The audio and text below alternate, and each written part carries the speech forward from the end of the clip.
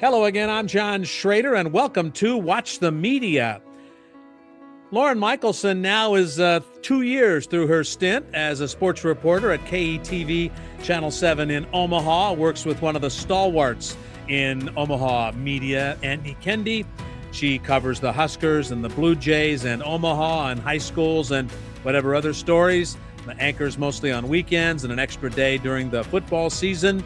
She's a Missouri graduate who spent a couple of years working in television in Lincoln and spent a little time with us talking about her career and her interests. We welcome back to Watch the Media Lauren Michelson, who I believe worked for a different station the last time we chatted, and now almost exactly 2 years at Channel 7 KETV in Omaha. The ratings kings for the Omaha television market, and they'd like to keep it that way. Lauren, as always, thanks a million for your time. John, thanks for having me. I can't believe it's been so long since I've last done this with you. Time flies. Well, and there's so much to catch up on, and talk a little bit about what you do and how you do it and why you do it, and all the good fights. University of Missouri grad, Kansas native, and spending her time here in Nebraska. So jump over to Iowa, get you a little South Dakota, go do some Colorado, work the region. Girl. Yep, through and through. And I love it here. You know, there's nothing like Midwest people just get good sports markets and good sports towns. And, you know, it's special here in Nebraska, but really, I think anywhere you go in the Midwest, it's just the people really give a lot to their teams. And that's the coolest part. I tell my friends, as you know, I'm a Nebraska native, but I worked in California forever, that Omaha may be one of the best kept secrets in local television. And I want to see if you agree with that. And maybe you can tell me why you think it's such a good television market. Yeah, I completely agree that Omaha is one of the best kept secrets in local television, being that, especially from a sports standpoint, you not only have everyone here all in on Nebraska athletics, but the news beat also puts a lot of emphasis into Nebraska sports, Creighton sports, and Omaha's considered a more mid-sized market, but the city feels bigger. There's a lot to do. You're so easily accessible to cities like Kansas City and St. Louis, and you can go out to Iowa. And it is hidden. And when people come out here, I think they really get a feel for just how great it is. And what's also unique is that when people come through Omaha, especially KETV, they want to stay. And that speaks volumes as well, as we've had a lot of the same people here for many years, which is very cool. So why do you think the commitment is? You guys have made, I know why, I think so. Let me reword my question. Your television station has made a considerable commitment to sports, more of a commitment to sports than the other stations. Can you help me characterize why that is? KETV knows, like, sports is the heartbeat of Omaha. Like, a lot of what people love to do socially runs through attending Creighton games, going down to Lincoln. There's such an emphasis on high school sports and development. Your youth sports are so big, and KETV wants to cover and represent the community to its fullest possibility. And they know that oftentimes for people that starts and ends with sports. So when they see that there's such a passion for our community within these sports teams, they want to go all in. And they've seen, sometimes you do have to pitch something. We went to Ann Arbor, Michigan for Nebraska, Michigan now a couple weeks ago. And I pitched that. That was kind of a test. We usually don't travel for a road basketball game, but they are willing to do anything once and see how viewers like it and ratings, how they go and what people think. And the proof is in the numbers, which is so cool. And so because of that, they've just made such a commitment to traveling and putting in resources and having a multi-person sports department that has just really been great. At a time when there are so many ways to get metrics for an audience, it's not just Nielsen or television ratings, but what's your engagement on social media? What's your engagement on Facebook? What are you doing on TikTok? And go down the whole list. How do you all get a measurement, a feel for how many people care about what you are doing? Yeah, that's a great question. And a lot of it goes way beyond me. And we get the reports. We actually have like dedicated staff that tracks numbers and tracks ratings, and they share it with us usually every month. And we also keep up with, we do company-wide, newsroom-wide meetings. And I know on the news side, it's often talked about and brought up. Sports, we're not always in there because we are running around like crazy people. But yeah, and they it's very open dialogue. They like to keep us updated with what is doing well, what's not. And then on the digital front, we have a great digital team that tracks that stuff very intently as well. So it's, in a time when a lot of local news is, I would never want to use the word dying out, but it is in a way. KETV somehow has it figured out to keep people's attention, and that's important to them. They want to continue to do things that this community, that people of Omaha are interested in, and that's what for sure sets us apart. Is there anything still, Lauren, that can top Huskers? If you put Huskers on it, not just football, maybe men's basketball, volleyball, but is there anything that can top it? Like in what sense? Like covering or interest, ratings, engagement, all that stuff. People want to see this coverage in a local level. Like I say all the time, it does well because people care so much, which is, we know this. But also when you have a program like Nebraska football that hasn't been to its level of national prominence that it had been at one point, that's where you as local reporters come in, because your ESPNs and your Big Tens and your Fox, they're not out here every day covering the team as intently as we do. So we're able to still serve our audiences and bring them as in-depth coverage as possible, given there are so many platforms now.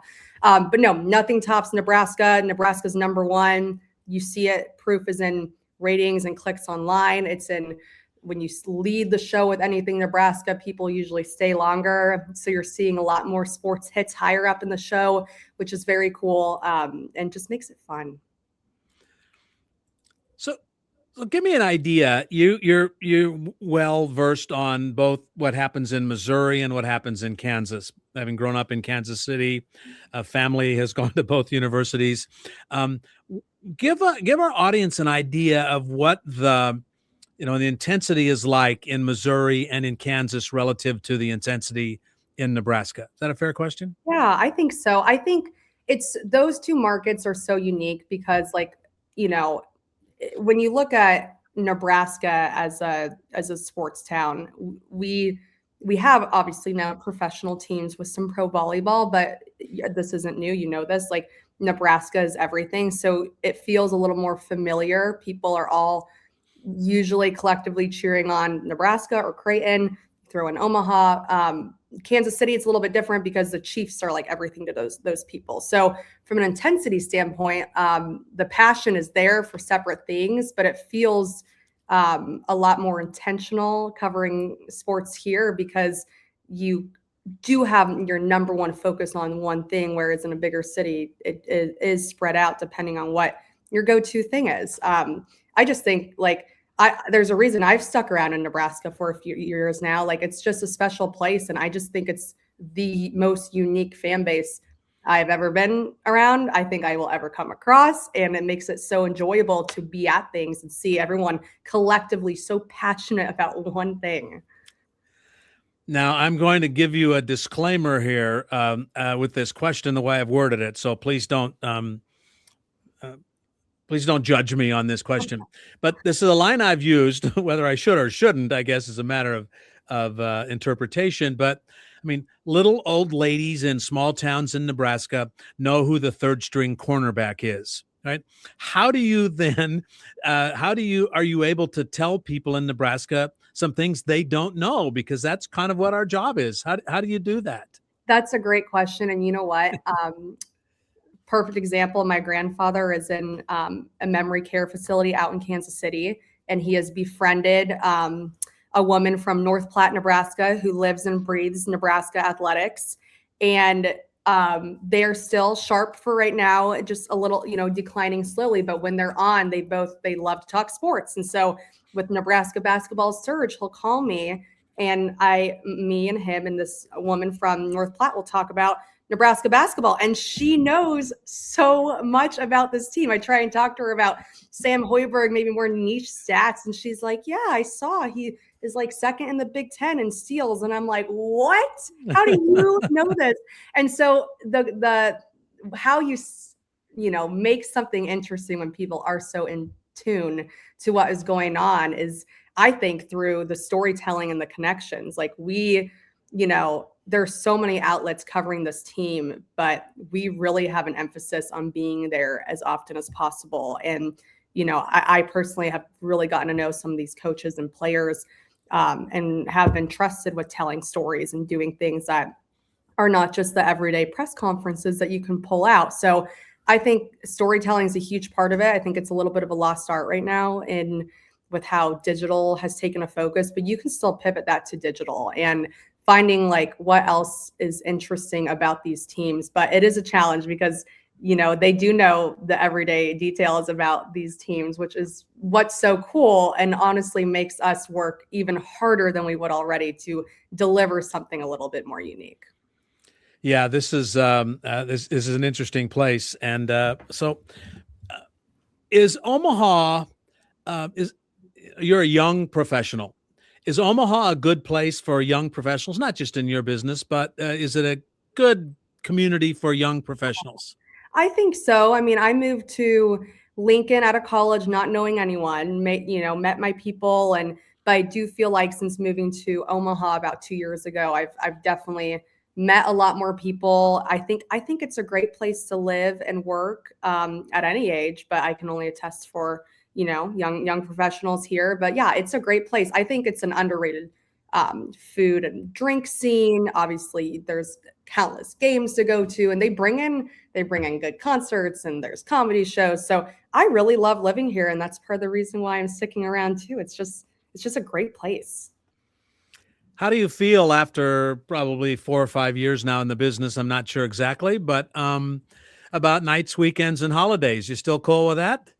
For now, I'm not married and I don't have a family. So I am okay with the grind that the job still, asks of you. I will say KETV is phenomenal about helping with the balance, and Andy Kendi is the best boss ever. And he really, when you want time off for something, we make it happen. And, you have to know you're going to be working, if you're working in sports, you're going to be working weekends. That's a given.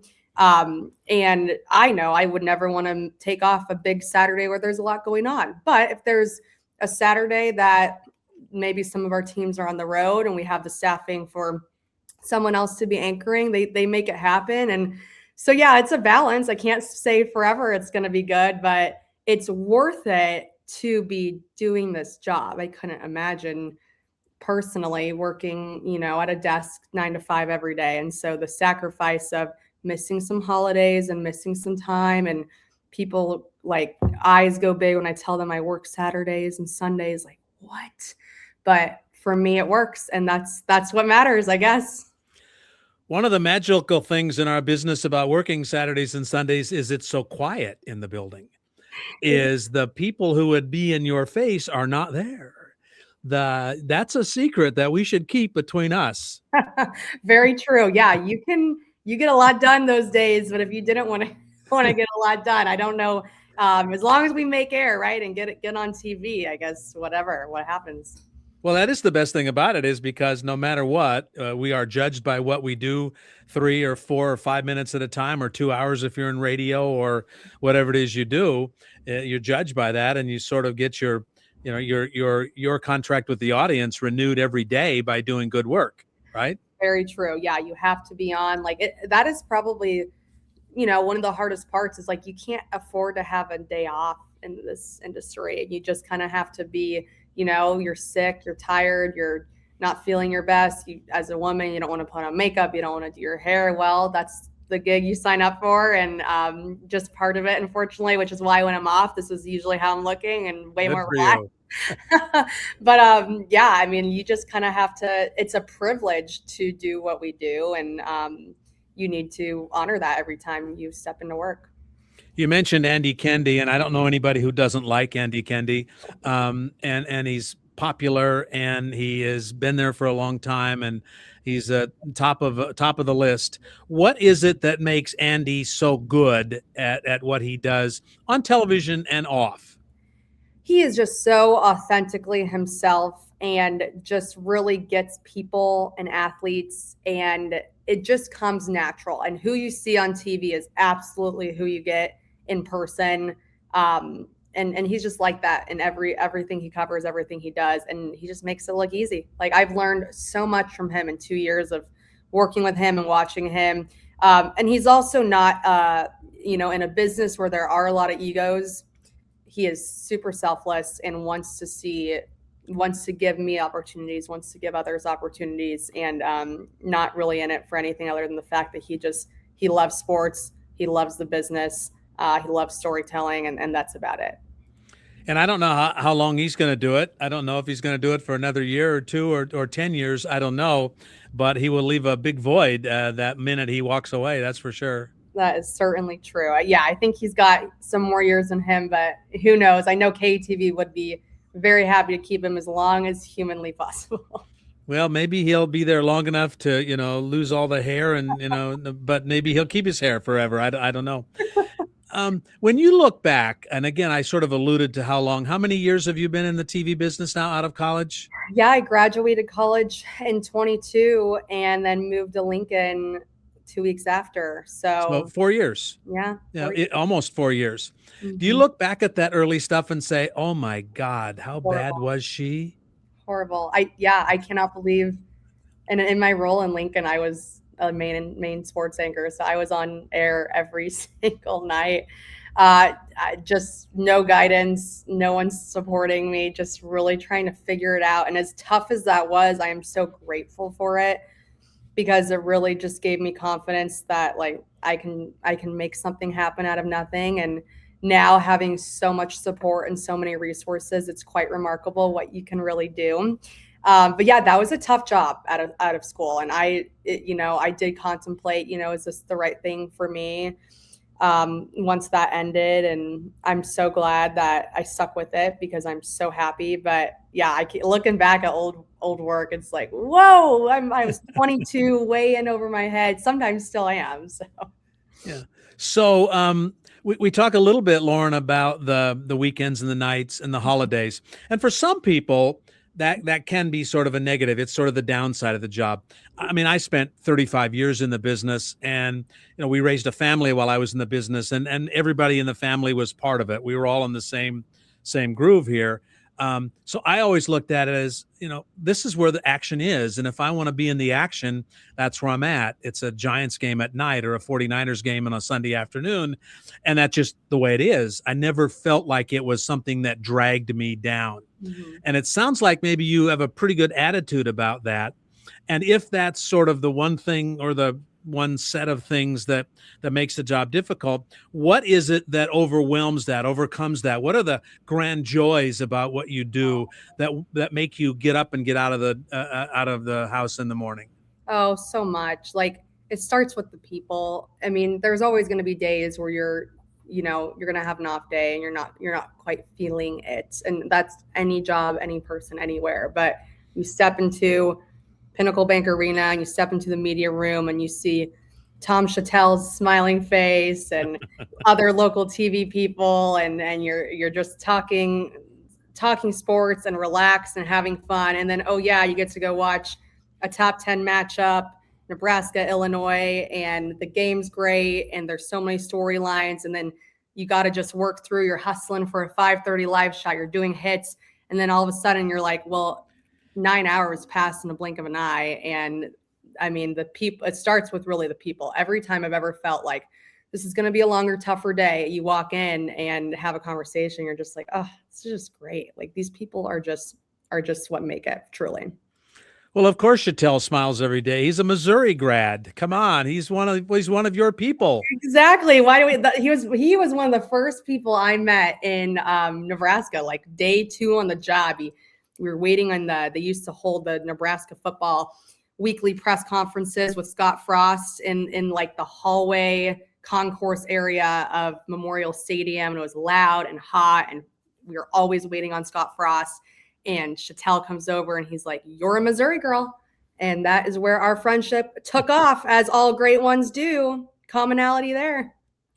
Doesn't he walk up to people as well and say, "Well, I'm a Missouri guy, but I'm also a California guy too before I got to Missouri," right?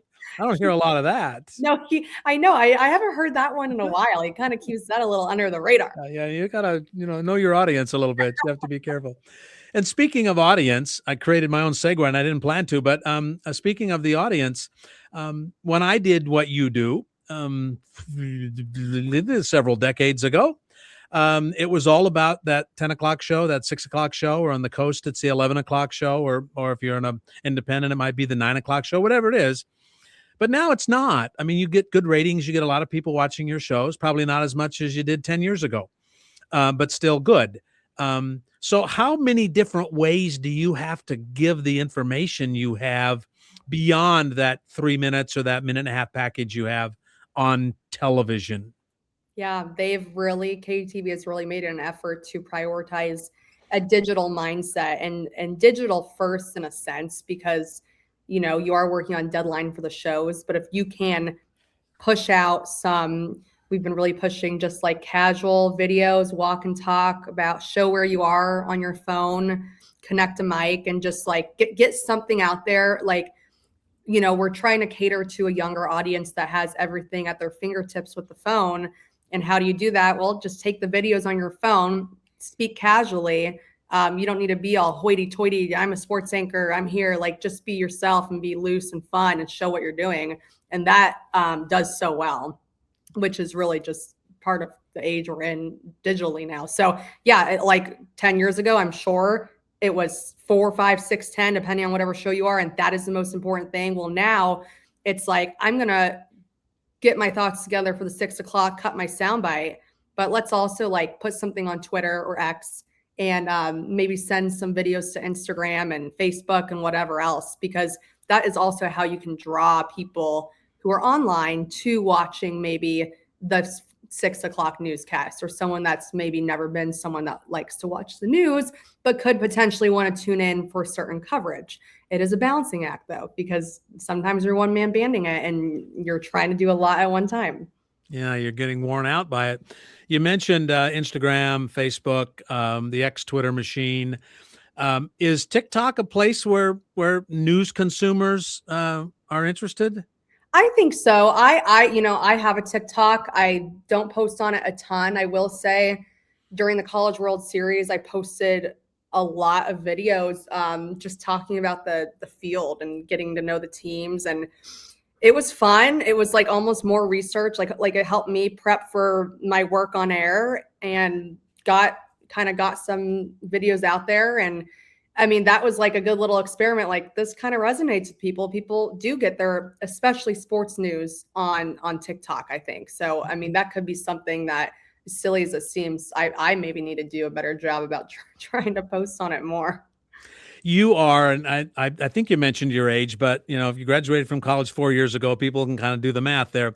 You are the age group. You are the generation that the local news people would like to get their hooks into, because you didn't grow up as a native news watcher. You individually might have, but your generation does not. So you essentially are trying to get your generation of people interested in news, right? Right. And it's tough. I mean, I was out somewhere the other day and like a 30-year-old came up to me and was like, "I watch you all the time." I'm like, "Whoa, really?" And yeah. Even a little bit older than me. And I'm like, so Omaha is unique because a lot of people grew up, especially watching KETV. So if their parents and family watched it, they will probably continue to do that at some level in their young adult lives. Now, a lot of people don't have cable. So, KETV does a streaming show at 9 o'clock every day. That's very similar to the 6, a mix of the 10. That actually does surprisingly well. And we do stream all of our newscasts on an app and online. And you can connect and download like a streaming app to a smart TV. So keeping up with ways to, cater to a younger audience is so important. They're still trying to figure out ways to do that. I think as reporters, what we can do is just be as active as possible on social media. And it can be challenging, but that is where you can hook people in, because people are living on their phones. And if they see something that interests them, and you can, like I said earlier, bring them into the show. But it's a, we're trying to figure out what works. That's what everyone's trying to do right now. And it's kind of trial and error, but you try something once, it goes great, awesome. If not, don't do it again. But I really think it all starts with the phone, which is wild times. Yeah, it is. And 5 years ago, maybe even less, everybody in the news, everybody in the sports business, everybody in the media business was on Twitter, on the Twitter X machine. Well, still only Twitter at that time.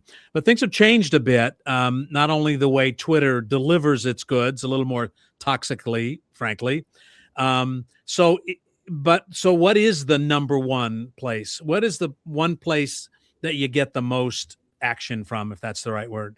Like KETV as a whole, probably Facebook. Okay. And then Twitter would be after that. I think we get pretty good interaction on YouTube as well, though, and Instagram's kind of going up there. And they even made a TikTok, and that's gotten a lot of following. So woohoo! Yeah. Well, that might that also in that order might say something about the sort of average age of your audience too, right? I mean, that's the way it is, right? You can judge a couple of things with the old things on social media where it says, tell me how old you are without telling me how old you are by saying who's your favorite baseball player when you were growing up, right? Yeah. Well, you can tell a couple of ways when you watch television or watch media. What are the ads? Yeah. And because now you know who they're selling their product to, and what social media they're using, I think, and maybe in both respects. Right. And you don't have to comment about that. That's my editorial judgment and learned editorial judgment. Well, yeah, it's true. It's true. And people they will do, our morning team does a Facebook Live every single morning to bring people into the morning show. And that is exactly that, families getting ready for the day, and whoever else, that draws a lot of people in and gets a lot of views. And it's very interesting to see. Yay. And the advertisers like that when people tune in as well. That's still the name of the game. Mm-hmm. And every couple of weeks, you're happy about that. The advertising stays. We mentioned that weekends, and you talked about doing the anchoring on weekends. What is your weekly groove, if you wouldn't mind sharing that with us? Yeah. So it changes. You do have to be flexible. Football season is a beast. Football season, basically August for us through, if they're in if they play a bowl game, I guess through New Year's this year. I anchor Monday. I'm in Lincoln Tuesday covering coordinators and players. I am off Wednesday, Thursday. I am live at a high school football game on Friday night. And then I anchor Saturday and Sunday. So 2 to 3 days a week, 3 days a week anchoring in football season, and then reporting the other days. And then once we're out of football season, I anchor Saturday and Sunday nights now. We kind of had some reshuffling when Rob McCartney retired.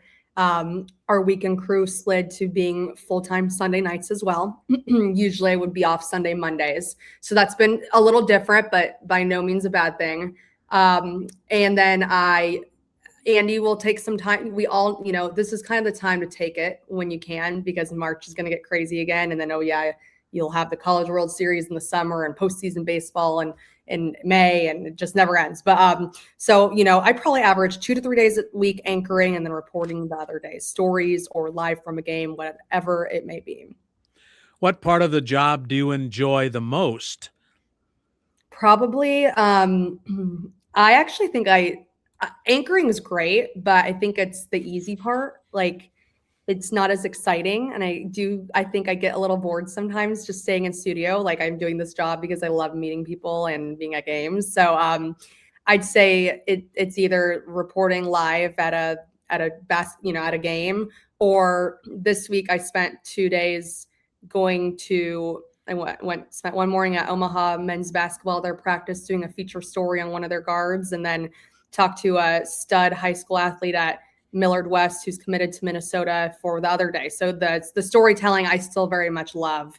And like I mentioned earlier, I think it's just not as big of an emphasis anymore, which is okay, but very much something I love to do.